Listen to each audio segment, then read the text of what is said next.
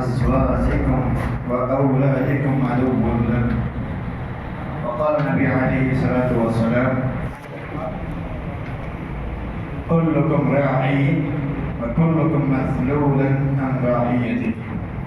అనంత కరుణామయుడు అపార కృపాశీలుడు సర్వ ప్రశంసలకు అర్హుడు సర్వాధికుడు సకల లోకాల సృష్టికర్త అయినటువంటి అల్లాహ్ తబారక వ తఆలా యొక్క పేరుతో ప్రారంభం. సోదరులారా సోదరిమణులారా, నేడు సమాజంలో తల్లిదండ్రుల పరిస్థితులు చాలా దారుణంగా మారినటువంటి పరిస్థితులు మనం చూస్తున్నాం. సంతానం వచ్చేసి తల్లిదండ్రుల పట్ల విధేయత చూపడంలో, వారి పట్ల మసలుకోవడంలో, అల్లాహ్ తబారక వ తఆలా పట్ల కనీస భయభక్తులు లేకుండా వారిని దండించడం కావచ్చు, వారిని కసిరించుకోవడం కావచ్చు, వారిని కొట్టడం కావచ్చు, తిట్టడం కావచ్చు, వారిని పనివాళ్ళ వలె చూడడం కావచ్చు, ఇటువంటి దారుణమైన పరిస్థితులు మనం సమాజంలో చూస్తున్నాం. మరి ఈ స్థితులకు కారకులు ఎవరు? అలా ఇబ్బంది పడుతున్నటువంటి సంతానమా, లేక ఆ సంతానాన్ని క్రమబద్ధంగా సరిదిద్దలేని మనమా, అంటే తల్లిదండ్రులమా? సోదరులారా, తబారక వ తఆలా ఖురాన్లో వివరిస్తున్నాడు, ఇన్న మిన్ అజ్వాజికుం వ ఔలాదికుం అదువ్వున్ లకుం. మనం చూసుకున్నట్లయితే మనందరికీ అర్థమయ్యే ఒక విషయం ఏంటంటే, మన పట్ల మన భార్యలు కావచ్చు, మన సంతానం కావచ్చు, మనం ఎంతో బలంగా అల్లాహ్ తరపు నుంచి భావిస్తాం, అల్లాహ్ తరపు నుంచి ఒక కారుణ్యంగా భావిస్తాం. మరియు ఎవరికైతే సంతానం కలగలేదో సంతానం కోసమే అల్లాహ్ తబారక వ తఆలాతో పరితపిస్తూ దుఆలు కూడా చేస్తాం, అల్లాహ్ మాకు సంతానం ప్రసాదించు అని. మరి ఇంతగా కారుణ్యంగా భావించేటువంటి సంతానము మరి అల్లాహ్ తబారక వ తఆలా తెలియపరుస్తున్నాడు, వారిలో మీ శత్రువులు కూడా ఉన్నారని చెప్పేసి. రండి, అసలు వాస్తవంగా మన సంతానం మన పాలిట కారుణ్యంగా ఎలా మారుతుంది, అదేవిధంగా అదే సంతానం మన పాలిట శత్రువుగా ఎలా మారుతుంది, ఈ రెంటి మధ్య ఉన్న వ్యత్యాసం ఏంటో తెలుసుకొని సంతానాన్ని కారుణ్యంగా మార్చుకునే ప్రయత్నం మనం అందరం చేద్దాం ఇన్షాల్లాహ్.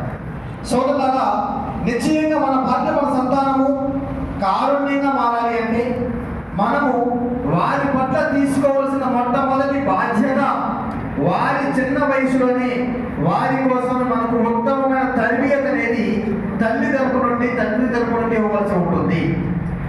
ఎవరిలో అయితే ఈ తర్బియత్ చేయడంలో లోపం కనబరుస్తున్నారో వారి సంతానమే నేటి సమాజంలో తల్లిదండ్రుల పట్ల అసహ్యమైనటువంటి పరివర్తన శైలి చేయడం కావచ్చు, వారిని కొట్టడం కావచ్చు, తిట్టడం కావచ్చు, వారిని బయటికి నెట్టేయడం కావచ్చు, ఇలా దుర్బలమైన పరిస్థితులు తల్లిదండ్రులకు దాపరిస్తున్నాయి.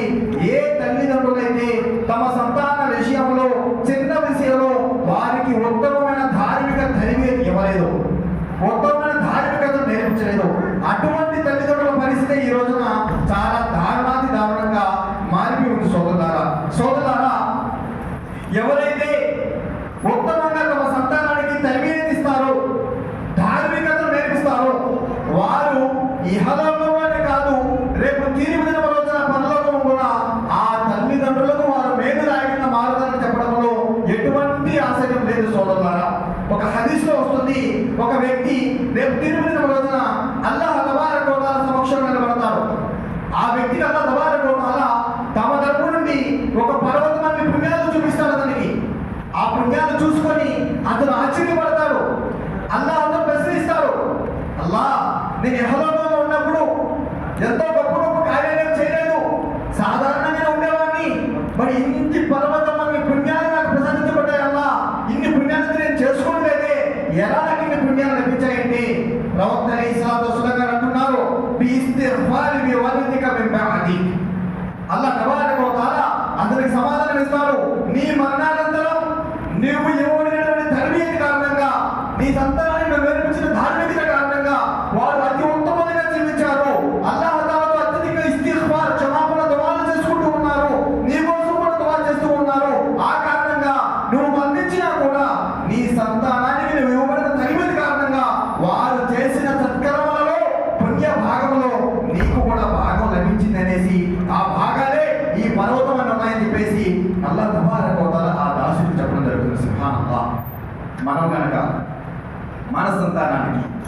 ధార్మికతతో కూడిన తరబీదు కలిగించినట్లయితే అదే సంతానం ఇహలోకంలోనూ రేపు పరలోకంలోనూ మన కోసమే కారుణ్యంగా మార్చబడుతుంది. సోదరులారా, ఎవరైతే ఈ ప్రపంచంలో ఒక మనిషి మరణిస్తాడో రెండు ఒక హదీసులో తెలియపరచడం జరుగుతుంది. ఇదా మాతల్ ఇన్సాను యన్కతి అమలహు ఇల్లా బిన్ సలాత్. ఈ ప్రపంచంలో మనిషి మరణించగానే తమ యొక్క సత్కర్మల యొక్క ప్రతిఫలం, సత్కర్మల యొక్క పట్టిక అనేది ముగించబడుతుంది. ఇల్లా బిన్ సలాత్, మూడు విషయాలు మినహా. మనిషి మరణించగానే తమ సత్కర్మలు లెక్కించడం అనేది మూసివేయబడుతుంది. ఇల్లా బిన్ సలాత్, మూడు కార్యాలు మినహా. అవి మరణించిన తర్వాత కూడా నీ పేరు మీద పుణ్యాలు లిఖించబడుతూనే ఉంటాయి. అవేవి? ఒకటి సదకతుల్ జారియా, నిరంతరము ప్రజలు లబ్ధి పొందేటువంటి లాభదాయకమైనటువంటి ఒక సదక. ఉదాహరణకి మస్జిద్ కావచ్చు. నేను ఈరోజు మసీద్ కట్టించాను, ఇదే రోజు మసీద్ ఓపెన్ చేశాను, అదే మగరిబ్ రోజు వెళ్ళాను. నేను చనిపోయినా కూడా ఈ మస్జిద్ ఈ భూలోకం మీద స్థిరంగా నిలబడినంత కాలం ఈ మస్జిద్లో ఎంతమంది నమాజులు స్థాపన చేశారో అంతమంది నమాజుల్లో భాగం నాకు పుణ్యం లెక్కించబడుతుంది అదే రోజు నేను మరణించినా కూడా. ఒకవేళ ఈ మస్జిద్ ప్రళయ దినం వరకు ఇలాగే స్థిరంగా ఉంటే ప్రళయ దినం వరకు ఇందులో నమాజు స్థాపించబడిన ప్రతి మనిషి యొక్క నమాజులో నాకు పుణ్యం లెక్కించబడుతుంది. ఇది సదకతుల్ జారియా అంటారు. అవి బోరు కావచ్చు, మస్జిదులు కావచ్చు, ఇటువంటివి. ఇది ఒకటి. రెండవది ప్రజలకు ఉపయోగకరమైనటువంటి జ్ఞానం, ప్రజలకు మేలుదాయకమైన జ్ఞానం. ఉదాహరణకి నేను ఒక ఆలిమనయ్యాను, నా తరపు నుండి ఒక వ్యక్తిని ఆలిమం చేశాను, నేను మరణించాను. నేను మరణించిన తర్వాత కూడా నా శిష్యుడు ఆలిమైన కారణంగా అతను తరపు నుండి మరొక వ్యక్తి అయ్యాడు, అతని తరపు నుండి మరొక వ్యక్తి అయ్యాడు. అలా ఆ పరంపర ప్రళయ వరకు సాగినట్లయితే ప్రళయ వరకు కూడా ఆ వ్యక్తి ద్వారా పరంపర జరిగిన జ్ఞానంలో నాకు కూడా పుణ్యం లభిస్తూనే ఉంటుంది. ఇది రెండవ కార్యం. మూడవది వలదున్ సాలిహున్ యదఉ లహు.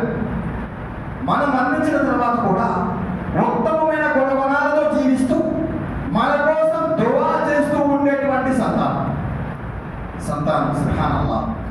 వాళ్ళు ఎలా ఉత్తమ గుణగణాలు వస్తాయండి? ఎలా వస్తాయి? మనం వారికి ధార్మికత నేర్పిస్తే వస్తాయి. మరియు మన కోసమే చేతులెత్తి దుఆ చేయాలంటే వారిని చిన్న వయసులోనే ఆ దుఆ ప్రాముఖ్యత తెలియపరచాలి, దుఆ ప్రాముఖ్యత తెలియపరిచే ధర్మాన్ని నేర్పించాలి. అప్పుడే వారు మన కోసము చేతులెత్తి దుఆ చేస్తారు.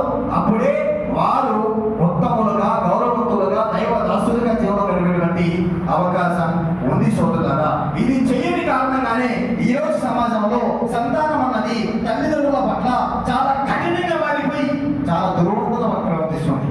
దీని కారణంలో సంతానమే కేవలంగా సోదరులారా, ఆ సంతానానికి ధార్మికత ఇవ్వదని ప్రతి తండ్రి కూడా కారణమే. అల్లాహ్ తాలా ఈ స్థితి నుంచి మనందరినీ రక్షించుకోగలమాని. సోదరులారా, మరి ఆ తరబేతి పిల్లలు ఎలా వస్తుందంటే ఈరోజు సమాజం ఆలోచిస్తుంది, నా కొడుకుని డాక్టర్ చేయాలి, నా కొడుకుని పోలీసులు చేయాలి, నా కొడుకుని కలెక్టర్ చేయాలి, నా కొడుకుని లెక్చరర్ చేయాలి. అన్ని చెయ్యి, తప్పు లేదు. వాటన్నిటికంటే ముఖ్యంగా నీ కొడుకుని ఒక ముస్లిం చెయ్యి, నీ కొడుకుని ఒక దైవ దాసుడిని చెయ్యి. ఈరోజు నువ్వు అన్ని ఇస్తున్నావు, లక్షలు పెడుతున్నావు, కలెక్టర్లు చేస్తున్నావు, ఎంబీబీఎస్ చేస్తున్నావు, కానీ వాడిని ఒక ముస్లింగా చేయకపోతే అల్లాహ్ దగ్గర అదే వాడి విషయంలో నువ్వు నిర్ణయపడతావు, నువ్వు పట్టుబడతావు. అల్లాహ్ ఏం జవాబు చెప్తావు? ఈ రోజు నీ కొడుకు మీద నువ్వు ఖర్చు పెట్టి ఎంబీబీఎస్ చేస్తే ఆ ఎంబీబీఎస్ వచ్చి అల్లాహ్ సమక్షంలో నిన్ను నీ కొడుకు విషయంలో రక్షించదు, కలెక్టర్ జాబ్ రక్షించదు, డాక్టర్ జాబ్ రక్షించదు, ఇలా పెద్ద పెద్ద జాబులు రక్షించవు.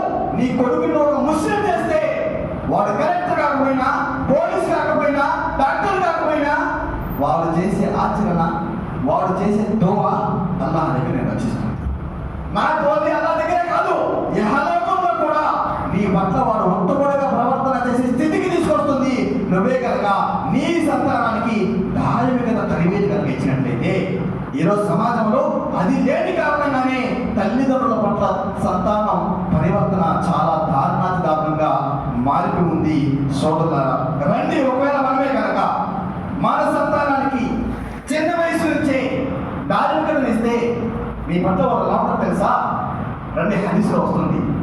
సుబ్హానల్లాహ్, ధర్మం తెలియపరుస్తుంది. వల్జిమహా వఇన్నల్ జన్నత తహ్త రిజ్లహా. అల్లాహు అక్బర్. ధర్మం ఏం చెప్తుందో తెలుసా? తల్లిదండ్రుల గురించి మానవుడా గుర్తుపెట్టుకో. వల్జిమహా వఇన్నల్ జన్నత తహ్త రిజ్లహా. నీ తల్లి పట్ల నువ్వు జాగ్రత్తగా ఉండు. నీ తల్లి పట్ల నువ్వు ఉత్తమమైన అవలంబన చేస్తేనే నీకు స్వర్గం లభించే అవకాశం ఉంది. కారణం ఏంటి? ఆ స్వర్గం నీ తల్లి పాదాల చుట్ట ఉంది. ఆమె నీ పట్ల అసహ్యత కలిగి ఉన్నా, కోపంగా ఉన్నా, ఆమె నీ పట్ల సంతృప్తి చెందకపోయినా నీకు ఎలా స్వర్గం లభిస్తుంది? ధర్మం చెబుతుంది నీ తల్లి స్థానం ఏంటో. నువ్వు స్వర్గానికి వెళ్ళాలంటే ఆ స్వర్గం నీ తల్లి పాదాల చెంత ఉంది. కాబట్టి జాగ్రత్త వహించుకో, పరిశీలన చేసుకో. నీ తల్లితో నువ్వు ఎటువంటి పరివర్తన చేస్తున్నావు?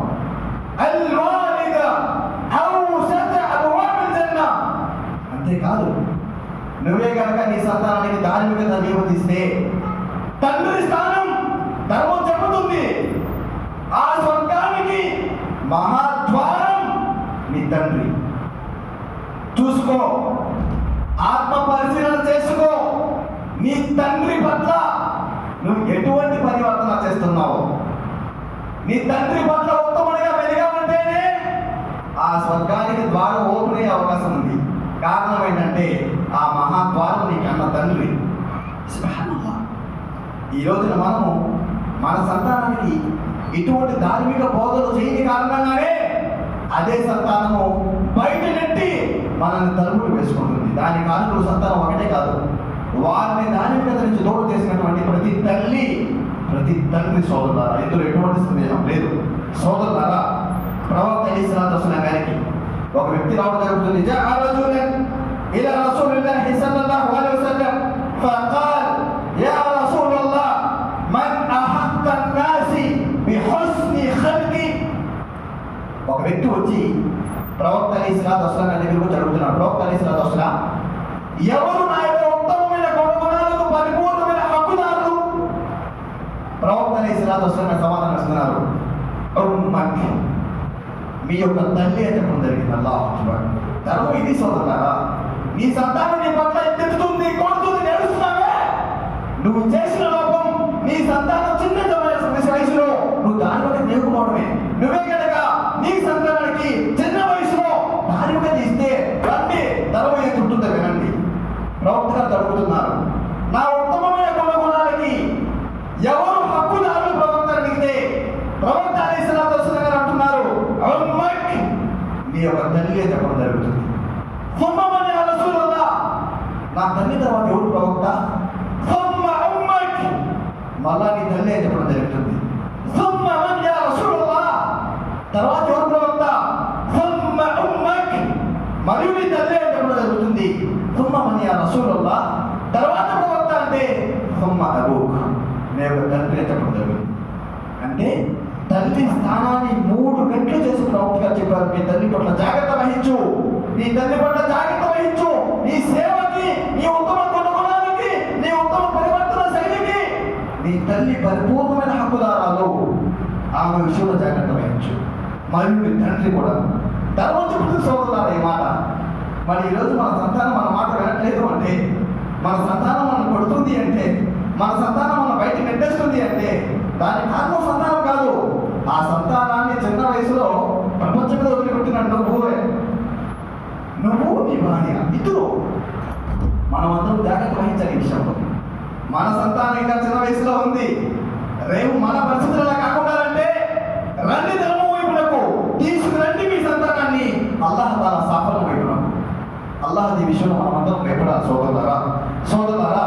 సుబ్హానల్లాహ్, అల్లాహ్ తబారక వ తఆలా ఖురాన్లో 18 చోట్లకు పైగా సుబ్హానల్లాహ్ తల్లిదండ్రుల విధేయత గురించి తాకీదు చేశాడు. తల్లిదండ్రుల విధేయత గురించి ఇటువంటి ప్రాధాన్యత ఖురాన్ చెబుతుంది. తల్లిదండ్రుల బాధ్యత, తల్లిదండ్రుల విధేయత గురించి. మరి ఈ రోజున అదే సంతానం మన పట్ల చూసుకోవట్లేదు, నేర్చుకున్నామంటే నువ్వు నేర్పిస్తే కదా మన జీవితంలో మన సంతానానికి ఖురాన్ అంటే ఏంటో, ఇస్లాం అంటే ఏంటో, ప్రవక్త అంటే ఏంటో, ధర్మం అంటే ఏంటో మనం నేర్పిస్తే కదా. సినిమా కావాలంటే 50 రూపాయలు తీసుకోమని 50 రూపాయలు చేస్తున్నాము. ఇంట్లో టీవీ పెట్టేస్తున్నాము, సీరియలు, సినిమాలు, షోస్ అన్ని పెట్టేస్తున్నాము. గ్యాప్ దొరికితే చాలు ఏ సినిమాలు అడిగినా కూడా కనీసం చేస్తున్నాము, మరి ఎలా మన సంతానం మారుతుంది, మన పట్ల కరుణ కలిగి ఉంటుంది, అల్లాహ్తో భయపడుతుంది? ఆలోచన చేయండి సోదరులారా. సుబ్హానల్లాహ్. సంతాన విషయంలో ఇబ్రాహీం అలైహిస్సలాం వారు కొడుసారు. ఆయన ప్రవక్తల పితామహుడైన ఆయన సైతం చూడండి ఎంతలా పరితపించారంటే అల్లాహ్ తాలా అన్నాడు, ఆయన కోసం దువా చేసుకున్న ప్రతిసారి ఆయన ఒక్కడి కోసం చేసుకున్నాడు కాదు, తన సంతానం కోసం కూడా. అల్లాహ్ నన్ను, నా సంతానాన్ని నీ యొక్క బహుదేవ ఆరాధన నుంచి రక్షించు అల్లాహ్ అని చెప్పి అల్లాహ్ తాలాతో దువా చేసుకునేవాడు. అంతేకాదు మరొక మాట వచ్చింది, రబ్బి జఅల్ని వకీమ స్సలాతి వ మిన్ దుర్రియతి. అల్లాహ్ నన్ను, నా సంతానాన్ని నమాజు స్థాపన చేసే వారిగా చేయాలా. సుబ్హానల్లాహ్. ఇది ప్రవక్తలకు తమ సంతానం పట్ల భయం. ఎందువల్లంటే సంతానాన్ని వెచ్చలవిడిగా ఈదిని అంటే పారేసి నువ్వు ఇష్టానుసారం బతికినావంటే అదే సంతానం విషయంలో అల్లాహ్ సమక్షంలో నిలదీయబడతావు, అల్లాహ్ జవాబు చెప్పాల్సిన పరిస్థితి వస్తుంది. ఆ రోజున అల్లాహ్ దగ్గర నువ్వు రక్షించబడాలి అంటే ఈ రోజున నీ సంతానానికి నువ్వు ధార్మికతను ఇచ్చేటువంటి ప్రయత్నం చేయాలి, ధార్మికత విషయంలో బాధ్యత తీసుకోవాలి. తద్వారా వారు లభించే పుణ్యం ఏంటి? ఇహంలోనూ పరంలోనూ ఆ సంతానం మనం కారుణ్యంగా పొందగలుగుతాం. సోదరులారా మనం రండి.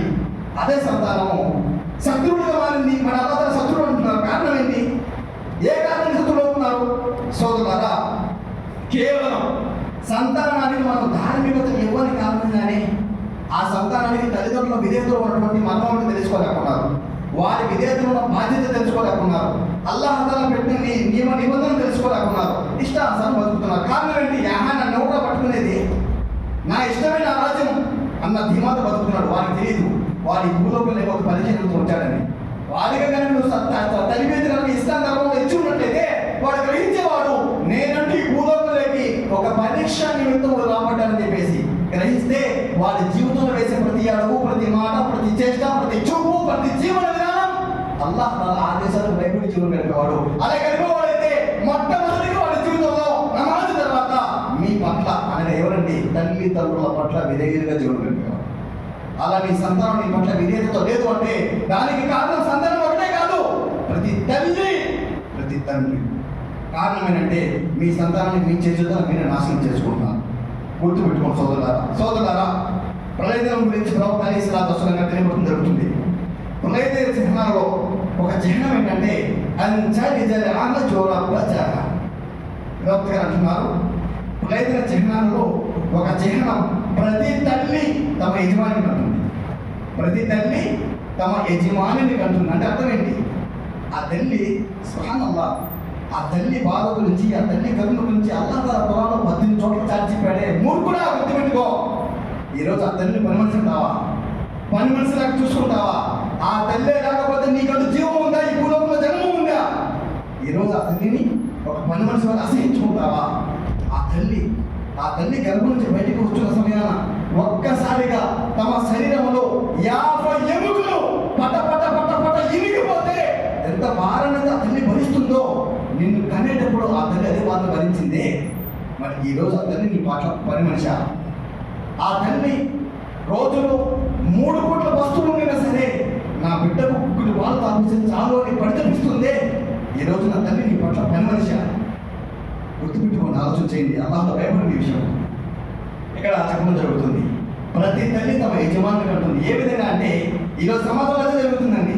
ఆ తల్లి వాడిని కన్ననాటి నుంచి ఒక 20-25 సంవత్సరాల వరకు ఆమె తిన్నా తినకపోయినా పస్తు నుండి కష్టపడి సంపాదించి వాడికి పోషించి తినిపించి చదివించి ఒక స్థానంలో పెడతాది. ఒక స్థానంలో మనవాడికి కొత్తగా పల్లం వస్తుంది.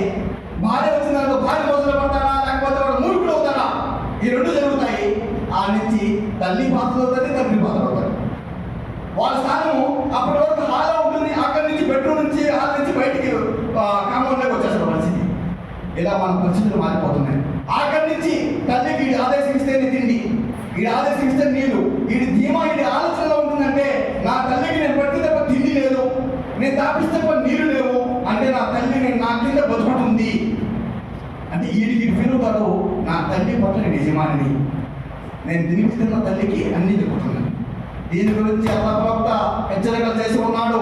మీలో ఈ గుణాలు ఉంటే అల్లాహ్తో భయపడండి. ఇది ప్రళయ దిన చిహ్నం అని గుర్తుపెట్టుకోండి. అల్లాహ్తో భయపడాలన్న విషయంలో సోదరులారా. అంతేకాదు మీరు దారి మీద ఇవ్వని కారణంగానే ఈ గుణాలు వస్తున్నాయండి. దారి మీద ఇస్తే ఇక రావు. ఖచ్చితంగా వాళ్ళు అల్లాహ్ తాలా భయపడతారు. భయపడితే మీ పట్ల విధేయత ప్రాముఖ్యత తెలుసుకుంటారు. కానీ కాదు మీరే వాడొక్కడే కాదు, ప్రతి తల్లి ప్రతి తండ్రి ఈ విషయంలో జాగ్రత్త వహించారు. సోదరులారా, మీరు సైతం రేపు అల్లాహ్ సమక్షంలో ఈ సంతానం గురించి నిలదీయబడతారు. గుర్తుపెట్టుకోండి. ప్రవక్త అలైహిస్సలాతు వస్సలాం అంటున్నారు, కుల్లుకుం రഈన్ వ కుల్లుకుం మస్ఊలున్ అన్ రഈయతిహి. ఒక గొర్రెల మంద పైన ఒక గొర్రెల కాపరి ఎలాగైతే బాధ్యతగా ఉంచబడి ఉన్నాడో అర్థం కావట్లేదు అనుకుంటా. ఒక గొర్రెల మంద ఉందండి నా దగ్గర. ఒక గొర్రెలకు నా సొంత గొర్రెలే ఇన్ని నా పొలంలో వేస్తున్నాయండి. నా పొలంలో వేస్తున్న నా గొర్రెలు ఒక గొర్రె దాంట్లో నుంచి పక్కకి వెళ్ళి పక్క వాళ్ళ పొలంలో పోసింది. ఇప్పుడు దాని బాధ్యుడు మేసినటువంటి గొర్రెన లేదా గొర్రెలకు కాపలాగా ఉన్న నేనా? ఎవరండి? ఎవరు? నేను. కారణం ఏంటంటే ఆ గొర్రెకు ఇంటి దగ్గర లేదు. దాన్ని చక్కదిద్ది కాపాడుకొని ఉత్తమ పద్ధతిలో పెట్టుకోవాల్సిన బాధ్యత నా చేతిలో ఉంది. గుర్తు పెట్టుకోని ప్రతి తల్లి ప్రతి తండ్రి మీరు సైతం రేపు అల్లాహ్ సమక్షంలో మీ సంతాన విషయంలో ఇలాగే నిలదీయబడతారు, ఇలాగే ప్రశ్నించబడతారు. మీరు కనుక మీ సంతానాన్ని ఉత్తమమైన నడవడికలను నేర్పించి ధార్మికతను ఇవ్వకపోతే ప్రతి ఒక్కరు కూడా జాగ్రత్త వహించాలి. మరొక ఆయతులు అల్లాహ్ తబారక వ తఆలా తెలియపరుస్తున్నారు, రేపు తీర్పు దిన రోజున అందరూ నరకలో వేసిన తర్వాత అల్లాహ్ తబారక వ తఆలా వారితో ప్రశ్నిస్తాడు, నేను మీ పట్ల ప్రదర్శించిన కారుణ్యాల గురించి మీ యొక్క ఉద్దేశం ఏంటి? కారుణ్యంలో ఒక భాగం నీ సంతానం కూడా. మరి ఆ రోజున వారి విషయంలో ఏం జవాబు చెప్తావో ఈరోజు రాసుకో. పత్రంలో కూర్చో, ఇంట్లో నీకు నువ్వు ప్రశ్నించుకో. నా తల్లిదండ్రులు నా పట్ల నా సంతానం ఉన్న ప్రవర్తన ఏంటి, దాని కారణం ఏంటి? సరే, ఈ రోజు నుంచి నా సంతానం ఎలా మార్చుకుంటే రేపు తీర్పు దినం రోజున అల్లాహ్ సమక్షంలో నేను రక్షించబడతాను. ప్రతి తల్లి ప్రతి తండ్రి కూర్చొని ఒక పేపర్లో రాసుకోండి. మీ సంతానాన్ని ఎలా మలుచుకోవాలో మీకు మీరు పరిశీలన చేసుకోండి. సోదరులారా, సోదరీమణులారా, సోదరులారా, చివరిగా నేను రెండు విషయాలు చెప్తాను. ప్రతి స్త్రీ పైన ఉన్నటువంటి సోదరీమణులారా మీకోసమే, అలాగే ప్రతి పురుషుడు కింద ఉన్నవారు, మీ ఇరువురికి 2 ఆదర్శాలు చెప్తాను. సంతానం విషయంలో ప్రతి తల్లి ఎలా ఉండాలి, సంతానం విషయంలో ప్రతి తండ్రి ఎలా ఉండాలి. 2 గొప్ప ఉదాహరణలు చెప్తాను.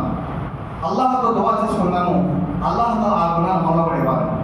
మొదలుగా ఇబ్న్ హౌజాయి రహిమహుల్లాహ్, సోదరులారా, ఇబ్న్ హౌజాయి రహిమహుల్లాహ్, ఆయన తండ్రి హౌజాయి రహిమహుల్లాహ్ ఒక వ్యాపార నిమిత్తము బయటికి వెళ్ళవలసి వస్తుంది. కొంచెం ధనాన్ని తమ భార్య దగ్గర ఇస్తాడు. తమ తిరిగి వచ్చేంత వరకు ఆ ధనాన్ని తమ ఇంటి ఖర్చుల కోసం వాడుకోవాలి. అతను వెళ్ళిపోతాడు. వెళ్ళిన తర్వాత బయట ప్రాంతంలో కొన్ని అనివార్య కారణాల చేత అక్కడ అతను ఖైదీగా పట్టుబడతాడు. ఖైదీగా పట్టుబడిన తర్వాత ఒక సుదీర్ఘ కాలం, కొన్ని సంవత్సరాలు అతను ఆ ఖైదీ నుంచి విడిపించుకోలేడు. ఒక సుదీర్ఘ కాలం నడిచిపోతుంది. తర్వాత అతను ఖైదీ నుంచి విడిపించబడతాడు. విడిపించబడిన తర్వాత అతను తిరిగి తమ ప్రాంతానికి ప్రయాణం అవుతాడు.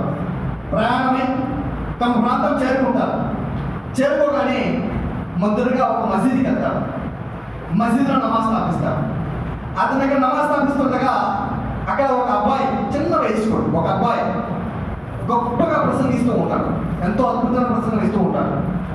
ఆ వ్యక్తి నమాజ్ తర్వాత ఆ ప్రసంగం విని, అంత అద్భుతమైన ప్రసంగం అని చెప్పేసి అతను కూడా ఆ ప్రసంగం పరిపూర్ణంగా వింటాడు.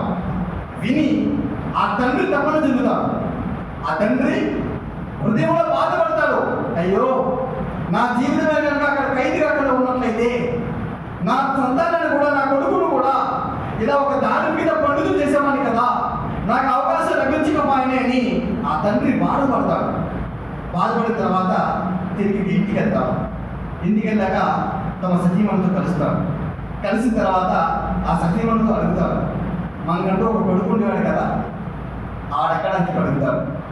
సోదరులారా, సోదరీమణులారా, మీ హృదయాల్లో ఈ మాట రాసుకొని వెళ్ళండి. మీకోసమై ఈ ఆడ స్త్రీ సుబ్హానల్లాహ్, అల్లాహ్ దాసురాలు ఒక ఆదర్శం. ఆ తల్లి సమాధానం ఇస్తుంది, అయ్యా మీరు వస్తూ మసీదుకి వెళ్ళారా? వెళ్ళాను. మసీదులో ప్రసంగిస్తుండగా మీరు విన్నారా? విన్నాను. అయ్యా, మీరు నాకు ఏ ధనమైతే ఇచ్చారో ఆ ధనాన్ని నేను నీ కొడుకు ధార్మికతకు ఉపయోగించాను. నీ కొడుకును ఉత్తమంగా ధార్మికత నేర్పించాను, ధార్మిక జ్ఞానం నేర్పించాను. తద్వారా అల్హమ్దులిల్లాహ్ అతను గొప్ప పండితుడయ్యాడు. అయ్యా, మీరే మసీదులకైతే వెళ్ళారో ఆ మసీదులో ప్రసంగిస్తున్న వ్యక్తి ఎవరో కాదు, అతను నీ కొడుకే అని చెప్పేసి ఆ తల్లి చెప్పడం జరిగింది. సుబ్హానల్లాహ్. ఈరోజు నాకు నెక్లెస్ కావాలా, నాకు కమ్మలు కావాలా, నాకు హారం కావాలా, మన జీవితాలు మన విశ్వాసాలు ఎలా ఉన్నాయి? మన జీవితాలు ఉన్నాయి సోదరి ఉండాలి. అల్లాహ్ రచించారు మనందరూ కూడా. కానీ సుబ్హానల్లాహ్, అల్లాహ్ ఆదేశాలు ఏ మగవాడి సపోర్ట్ లేకుండా, మగవాడి సహాయం తీసుకోకుండా తమ భర్త తమ ఇంటి కోసం ఇచ్చిన ధనాన్ని అల్లాహ్ ధనంలో ఖర్చు చేయడమే కాదు, తమ సంతానాన్ని ఒక గొప్ప పండితుడి స్థాయికి తీసుకెళ్ళిందంటే ఆ తల్లి తపన ధార్మికత పట్ల ఎలా ఉండేది, ఆ తల్లి కృషి ఎలా ఉంది ఆలోచన చేయండి. మరి ఈ రోజున మనం సైతము ఆమెను ఆదర్శంగా తీసుకోవాలి. మన సంతానానికి ధార్మికతను ఇవ్వడంలో అటువంటి తపన కలిగి ఉండాలి సోదరి మనులారా. అంతేకాదు, రండి, మీరు కూడా చెప్పలేదనుకున్నారు, మీరు కూడా చెప్తున్నాను. నాకు ఓన్లీ మీరే కాదండి, నేను కూడా మనమందరి మనం ఆత్మ పరిశీలన చేసుకోవాలి. అబ్దుల్లా ఇబ్న్ ముబారక్ రహిమహుల్లాహ్ పేరు వినే ఉంటారు. ఏమండి, ఈయన చాలా చిల్లరగా తిరిగేవాడు, చాలా అతి చేష్టలు, చిందరబందరగా ఉండేవాడు.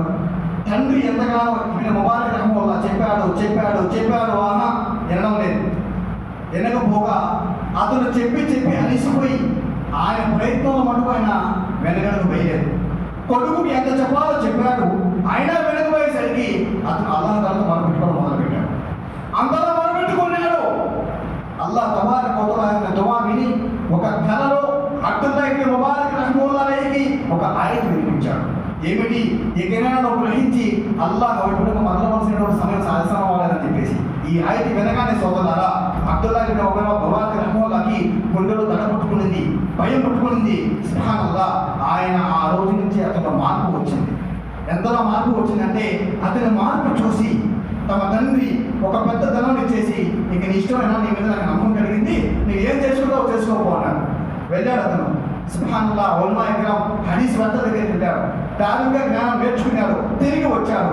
అతను నాన్న, నేను వెళ్ళానండి, గొప్ప వ్యాపారం చేశాను, ఎంతో లాభదాయకమైన వ్యాపారం చేశాను. మరి అంటాడు, ఇంకా కొంచెం మిగిలిపోయిందంటే మరో కొంచెం తీసుకుని వెళ్తాడు, మరో నేర్చుకుని వస్తాడు. అలా అతని స్థానం ఏ స్థాయికి దిగిందంటే రెండు మాటలు చెప్తాను. ఒకటి, ఇమాం బుఖారీ గారికి ఆయన వస్తారు. ఇమాం బుఖారీ గారి ఒక గురువు గారైనా ఎవరండి? అబ్దుల్లా ఇబ్న్ ముబారక్ రహిమహుల్లాహ్ ఏ స్థితి నుంచి ఏ స్థాయికి పెరిగారు. అదొకటే కాదు, మరొక మాట చెప్తున్నాను. ఒక సమూహంలో ఒక రాజు మరియు మంత్రి అలాగే అందరూ సేవలు ఉన్నారు అక్కడ. ఆయన ఆ ప్రాంతం ఉండగా ఒక ప్రదేశంలోకి వచ్చాడు. ఎప్పుడైతే అతను అక్కడికి వచ్చాడు అని అక్కడ రాజు సమక్షంలో ఉన్న జనాభాలందరూ విన్నారో, ఆ మాట వినగానే ఆ రాజుని మంత్రిని అక్కడ వదిలిపెట్టేసి పరిగెత్తుకుంటూ దగ్గరికి వెళ్ళిపోయాడు. చూడండి సుబ్హానల్లాహ్, ఆయన స్థానం ఏ స్థాయికి పెరిగిందో జ్ఞానంలో. ఇది చూసినటువంటి రాజు మంత్రి అడుగుతాడు, ఏంటి మంత్రి, ఎవరైనా అబ్దుల్లా ముబారక్? ఒక రాజు ఉన్నాను ఇక్కడ, నేను రాజుని కూడా చూడకుండా జన సమూహం మొత్తం నన్ను వదిలిపెట్టేసారి పరిగెత్తిపోతుంది అంటే ఆ మంత్రి సమాధానం ఇస్తున్నాడు. అయ్యా, ఒక మాట ఏమనుకోరు కదా, అదేమిటంటే ఒక రాజుగా మీరు వారి శరీరాలను గెలుచుకోగలిగారు కాబట్టి శరీరాలు మీ దగ్గర ఉన్నాయి, కానీ ఆయన జ్ఞానంతో వారి హృదయాలను గెలుచుకున్నాడు కాబట్టి ఆ హృదయ దాటికి ఆ శరీరాలు ఇక్కడ నిలబడలేకపోయారు చెప్పడం జరిగింది. సుబ్హానల్లాహ్, ఈ స్థానానికి అనేది ఎదిగారు ధార్మికతలో తమ తండ్రి దువా ద్వారా. మరి ఈ రోజున మన సంతానం పట్ల మనం ఏం దువా చేస్తున్నాం? నా కొడుకు ఎంపీఎస్ కావాలా, నా కొడుకు కలెక్టర్ కావాలా, నా కొడుకు పోలీసు కావాలా, అన్నీ చేయండి. వాటన్నిటికంటే ముందుగా నీ కొడుకును ఒక ముస్లిం చేయండి. నీ కొడుకుని ఒక ఉత్తమ జ్ఞానవంతుడిగా, ఒక ఉత్తమ గుణవంతుడిగా చేయండి. ఇవన్నీ ఉన్నా ఇది లేకపోతే నీ జీవితం నరకమే. ఇవేమి లేకపోయినా ఈ ధార్మికత ఉంటే నీ జీవితం స్వర్గమే. అల్లాహ్ తాలా మనందరికీ కూడా మన సంతానం పట్ల జాగ్రత్తలు వహించి అల్లాహ్ మెచ్చే విధంగా, అల్లాహ్ తాలా కరుణ పొందే విధంగా ఉత్తమ ధార్మికతను ఇచ్చి వారిని ఉత్తమ జ్ఞానవంతులుగా చేసే సౌభాగ్యం అల్లాహ్ తాలా మనందరికీ ప్రసాదించుగాక. అల్లాహుమ్మా ఆమీన్. వాఖిరు దఅవానా అల్హమ్దులిల్లాహి రబ్బిల్ ఆలమీన్. అస్సలాము అలైకుం.